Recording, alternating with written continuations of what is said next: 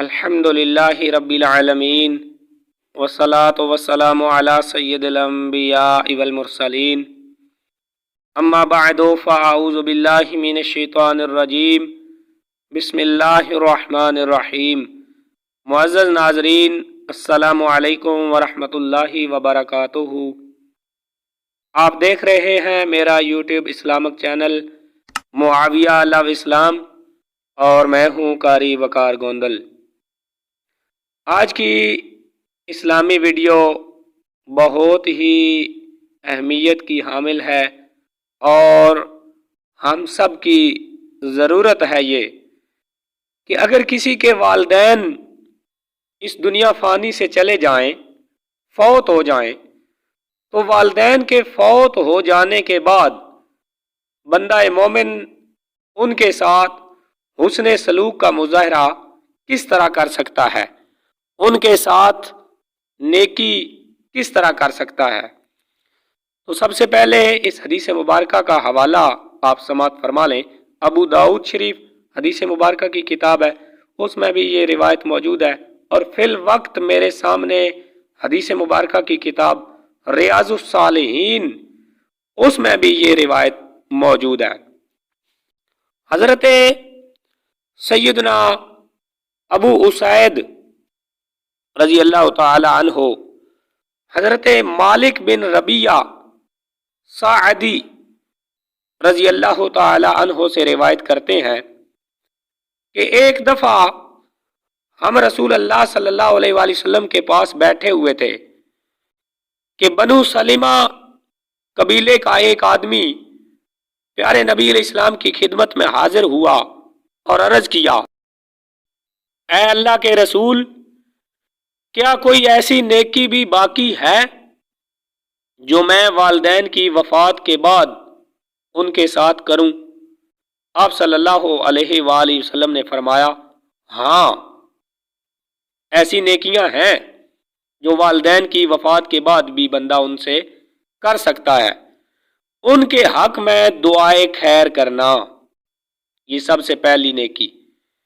کہ والدین کے مرنے کے بعد ان کے حق میں دعائے خیر کرنا اور ان کے لیے مغفرت مانگنا، ان کے بعد ان کے کیے گئے عہد کو پورا کرنا اور ان کے ان رشتوں کو جوڑنا جو انہی کی وجہ سے جوڑے جاتے ہیں، اور ان کے دوستوں کی عزت کرنا۔ احباب زیوکار، معلوم ہوا کہ والدین کے ساتھ حسن سلوک کرنے کے لیے ان کی زندگی کو غنیمت سمجھنا چاہیے، اور اگر ان کی وفات کے بعد بھی ان کے ساتھ کوئی نیکی کرنا چاہے تو حدیث مبارکہ میں مذکور طریقے اختیار کیے جائیں، کیونکہ یہ کام حدیث مبارکہ میں والدین کے ساتھ نیکی شمار کیے گئے ہیں، جس کا صاف مطلب یہ ہے کہ ان کاموں سے اولاد کو والدین کے ساتھ نیکی کرنے کا صلہ ملے گا اور والدین کے لیے بھی مغفرت اور بلندی درجات کا باعث ہوں گے۔ وفات کے بعد والدین کے حق میں دعائے خیر کی مقبولیت اس حدیث مبارکہ سے بھی ثابت ہے، جس میں بیان کیا گیا ہے کہ انسان کے مرنے کے ساتھ ہی عمل کا سلسلہ رک جاتا ہے، البتہ 3 چیزوں کا ثواب اسے ملتا رہتا ہے: صدقہ جاریہ کا، ایسے علم کا جس سے لوگ فیض یاب ہو رہے ہوں، اور نیک اولاد کی دعاؤں کا۔ تو اولاد کے لیے ضروری ہے کہ اپنے والدین کے لیے دعائے مغفرت کرتے رہیں، اور اس حدیث مبارکہ سے ایک بات یہ بھی ثابت ہو رہی ہے کہ اہل علم سے مسئلہ دریافت کر لینا چاہیے، اور اہل علم کا بھی شرعی فریضہ ہے کہ وہ لوگوں کو خود ساختہ فضائل بتانے کی بجائے قرآن و سنت کی روشنی میں ان کی رہنمائی کریں۔ اور آخری بات، اگر کوئی بندہ ویڈیو سنتے سنتے یہاں تک پہنچا ہے تو بڑی اہمیت کی حامل یہ بات ہے کہ خیر القرون میں، یعنی پہلے جو ہمارے اسلاف کے زمانے تھے، ان میں یہ عقیدہ نہایت پختہ تھا کہ نیکی صرف وہی ہے جسے اللہ تعالیٰ اور اس کے رسول نیکی قرار دیں، ورنہ وہ صحابی جو پوچھ رہے تھے پیارے نبی علیہ السلام سے، عربی زبان کے ماہر تھے اور ہم سے زیادہ خوبصورت وظائف اور اوراد گھڑ کر ثواب پہنچانے کا طریقہ ایجاد کر سکتے تھے، لیکن انہوں نے ایسا نہیں کیا، بلکہ ان کا یہ عقیدہ تھا کہ نیکی وہی ہوگی جو اللہ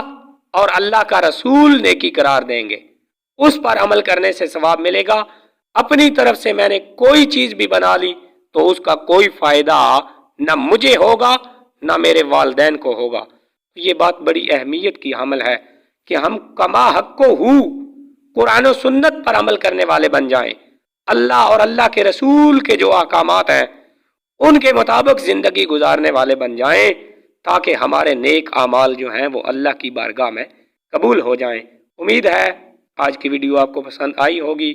ویڈیو کو لائک کریں، نیچے کمنٹس میں اپنی رائے کا اظہار ضرور کیا کریں، چینل کو سبسکرائب کریں۔ ملتے ہیں اگلی ویڈیو میں، تب تک کے لیے قاری وقار گوندل کو اجازت دیجیے۔ اللہ حافظ۔